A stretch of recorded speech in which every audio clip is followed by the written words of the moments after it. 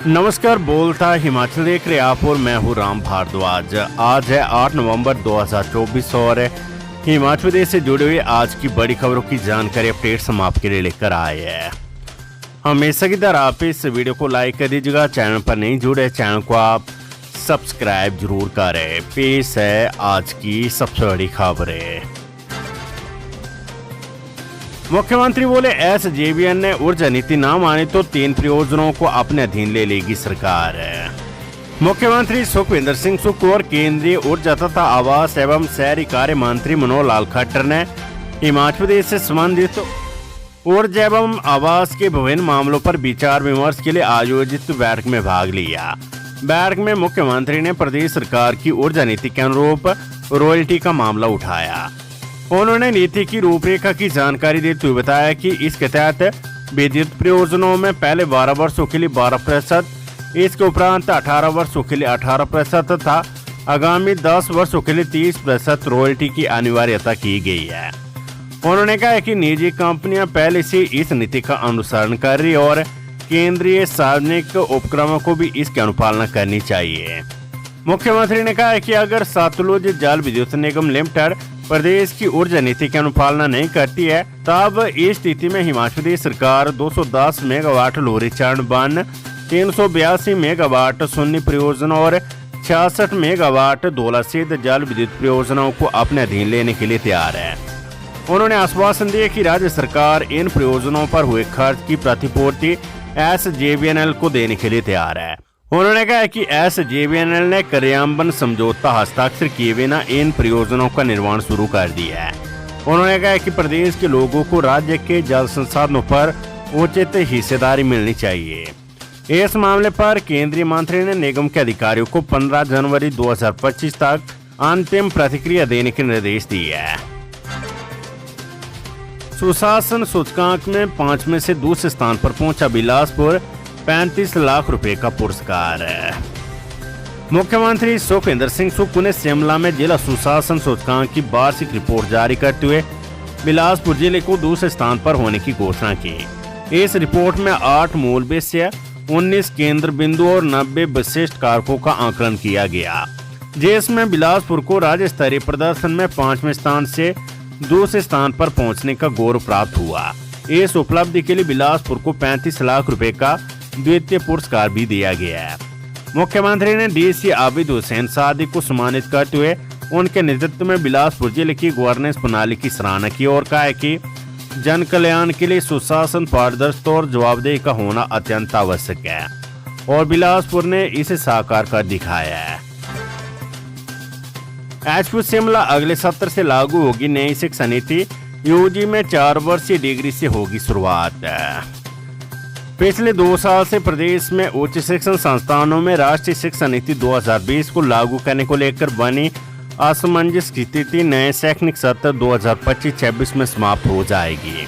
प्रदेश सरकार नए सत्र से कॉलेजों में राष्ट्रीय शिक्षा नीति 2020 के अनुरूप स्नातक डिग्री कोर्स को 4 साल की करने की तैयारी कर रही है।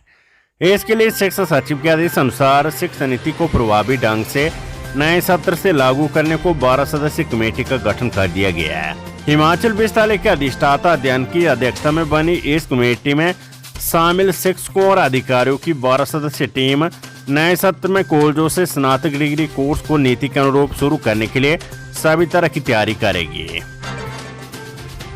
डीसी सिरमौर की बड़ी कार्यवाही, असियाड़ी पंचायत प्रधान सहित 5 वार्ड सदस्य सस्पेंड। जिला सिरमौर की विकास खंड सिलाई की ग्राम पंचायत असियाड़ी के प्रधान सहित 5 वार्ड सदस्यों को सस्पेंड निलंबित कर दिया गया है। इन सभी पर वित्तीय अनियमितताओं को लेकर निलंबन की गाज गिरी है। प्रधान सहित सभी वार्ड सदस्यों पर वित्तीय अनियमितताएं बरतने के आरोप लगे हैं। इस सिलसिले में गांव के कुछ लोगों ने इसकी शिकायत डीसी सिरमौर को सौंप दी थी, लिहाजा प्रारंभिक छानबीन का जिम्मा खंड विकास अधिकारी सिलाई को सौंपा गया। जांच के बाद 6 सितंबर 2024 को प्रारंभिक जांच की रिपोर्ट प्रशासन को मिली। रिपोर्ट का गहनता से अवलोकन करने के बाद ग्राम पंचायत असियाड़ी में करवाए गए विभिन्न विकास कार्यों में सरकारी धनराशि के दुरुपयोग का मामला सामने आया, जिसमें सीधे तौर पर पंचायत प्रधान को प्रथम दृष्टया में दोषी पाया गया। मध्य प्रदेश के शिमला में 11वीं कक्षा की छात्रा का यौन उत्पीड़न मामला दर्ज, आरोपी शिक्षक फरार है।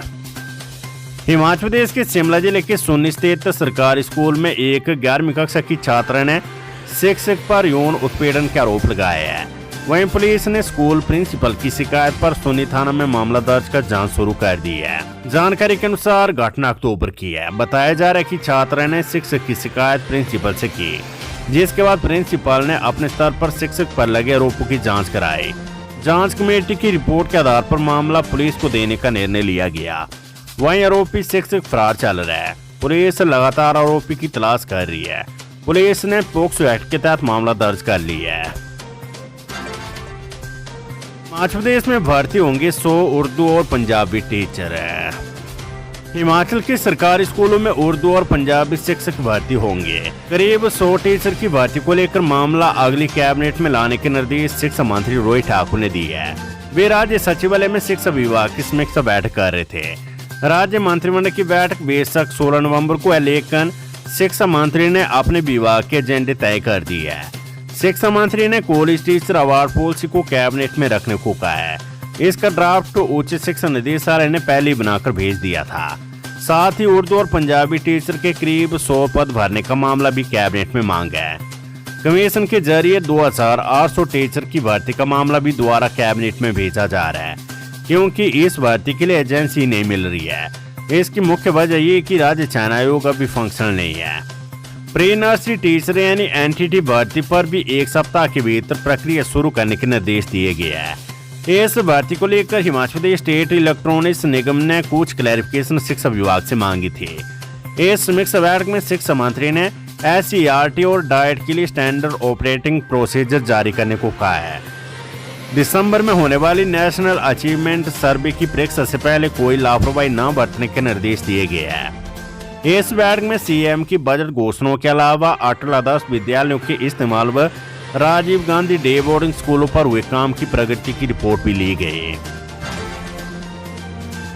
राज्य में नए खोलने वाले 3 नर्सिंग संस्थानों के लिए 9 करोड़ रुपए की राशि स्वीकृत है।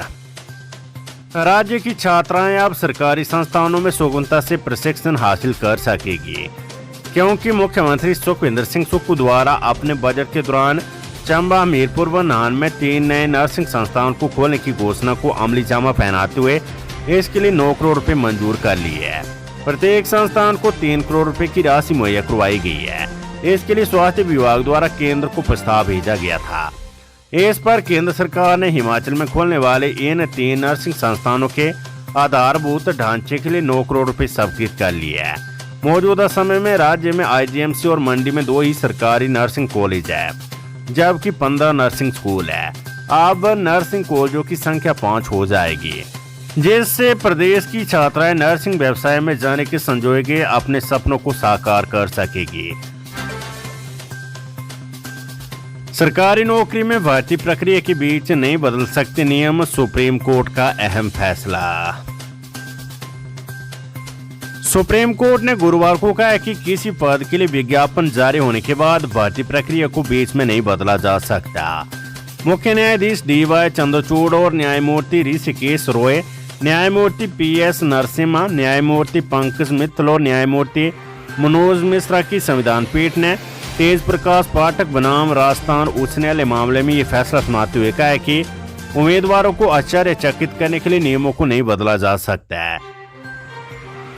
न्यायमूर्ति चंद्रचूड़ की अध्यक्षता वाली 5 सदस्यीय संविधान पीठ ने कहा है कि भर्ती प्रक्रिया के शुरू होने में अधिसूचित चयन सूची में रखे जाने के लिए पात्रता मानदंड को बीच में नहीं बदला जा सकता है, जब तक मौजूदा नियम या विज्ञापन जो मौजूदा नियमों के विपरीत ना हो इसकी अनुमति ना दे। सरकार से वार्ता की आस में बैठे वोकेशनल शिक्षकों का चौथे दिन भी जारी रहा प्रदर्शन। हिमाचल प्रदेश सरकार से वार्ता की आस में बैठे वोकेशनल शिक्षकों का वीरवार को लगातार चौथे दिन भी राजधानी शिमला के चौड़ा मैदान में प्रदर्शन जारी रहा। वोकेशनल शिक्षक संघ ने शुक्रवार को भी प्रदर्शन जारी रखने का फैसला लिया है। निजी कंपनियों को बाहर करने और हरियाणा की तर्ज पर नीति बनाने की शिक्षक मांग कर रहे हैं। 58 साल की उम्र में रिटायरमेंट गैर कानूनी, हाई कोर्ट ने हिमाचल सरकार को ठहराया गलत। हिमाचल प्रदेश हाईकोर्ट ने चतुर्थ श्रेणी कर्मचारियों को 60 वर्ष की जगह 58 वर्ष की आयु में सेवानिवृत्त करने के राज्य सरकार के इरादे को गैर कानूनी ठहराया है। कोर्ट ने साफ तौर पर कहा है कि 60 साल तक ड्यूटी करना कर्मचारी का हक है। मनरेगा की तर्ज पर शहरी युवाओं को रोजगार देगा नगर निगम, कोरोना काल में सेवा देने वालों को मिलेगी प्राथमिकता। पंचायतों में मनरेगा की तर्ज पर अब शिमला नगर निगम परिधि में शहरी युवाओं को भी नगर निगम रोजगार प्रदान कर स्वरोजगार से जोड़ने जा रहा है। इसके लिए नगर निगम ने तैयारी कर ली है। मनरेगा की तर्ज पर ही लोगों को रोजगार मिलेगा। इसके लिए निगम के पास 120 से ज्यादा आवेदन पहुंचे हैं।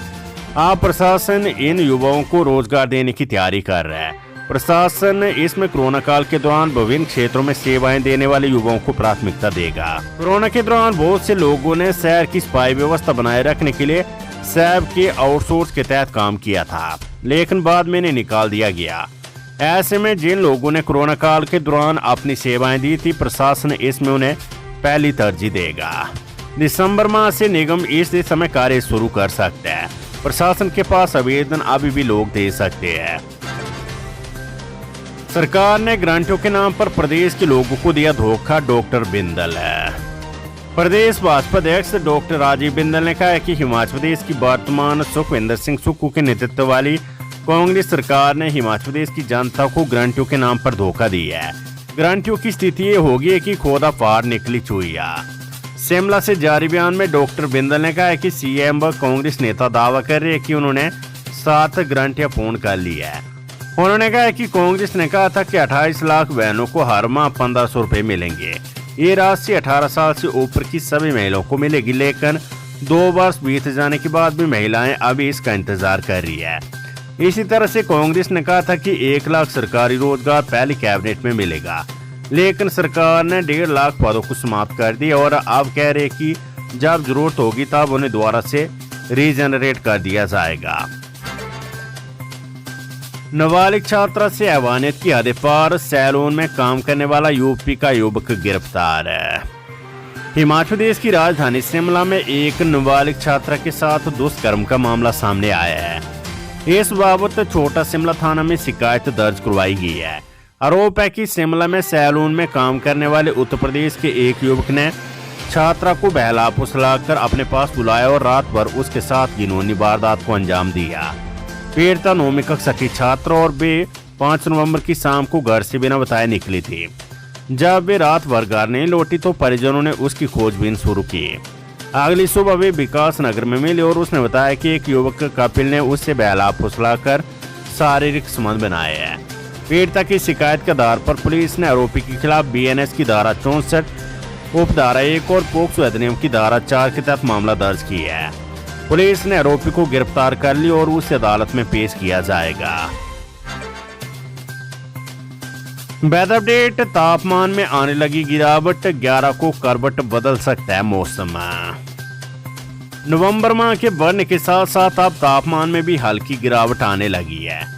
अधिकतम तापमान अब सिर्फ ऊना में 30 डिग्री से पार चला हुआ है, जबकि न्यूनतम तापमान ताबों के बाद अब कुकुमसेरी में माइनस में चला गया है। गुरुवार को अधिकतम तापमान ऊना में 30.2 डिग्री रहा, जबकि न्यूनतम तापमान ताबों में -1.7 और कुकुमसेरी में -0.4 डिग्री चला हुआ है।